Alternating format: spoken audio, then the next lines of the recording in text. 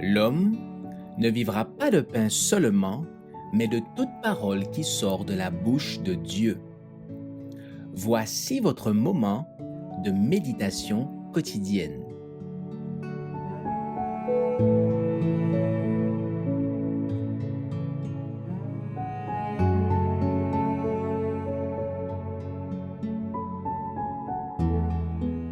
Une œuvre de réforme, le 29 août. Préparez le chemin du Seigneur, aplanissez ses sentiers. Toute vallée sera comblée, toute montagne et toute colline seront abaissées. Ce qui est tortueux sera redressé, et les chemins raboteux seront aplanis. Luc chapitre 3, versets 4 et 5. L'œuvre de réforme décrite ici, œuvre de purification du cœur, de l'âme et de l'esprit, serait nécessaire pour beaucoup de ceux qui disent avoir foi en Christ. De mauvaises habitudes, trop longtemps conservées, devraient être totalement abandonnées. Des sentiers tortueux redressés, des endroits abrupts aplanis. Les montagnes et les collines de la suffisance et de l'orgueil doivent être abaissées. Il nous faut porter du fruit digne de la repentance. Matthieu chapitre 3, verset 8. Quand cette œuvre aura lieu dans le cœur des croyants, toute chair verra le salut de Dieu.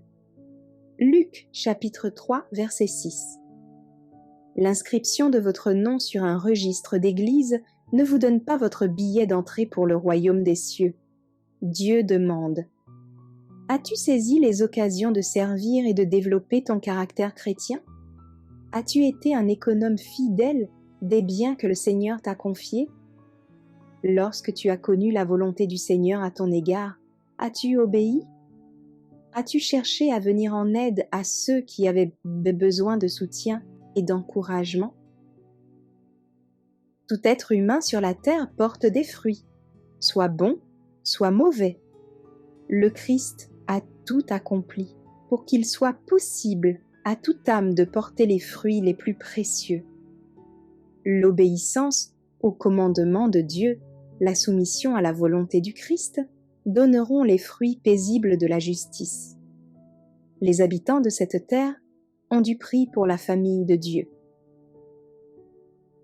Dieu leur a accordé le don le plus excellent que le ciel pouvait faire, afin qu'ils reviennent de leur rébellion contre sa loi et acceptent dans leur cœur et leur vie les principes du ciel.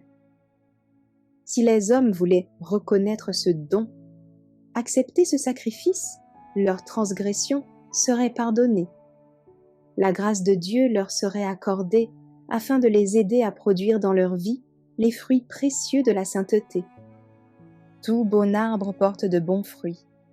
Ayons des principes purs, de saintes ambitions, de nobles aspirations, et nous serons, aux yeux du monde, une nation distincte, un peuple à part.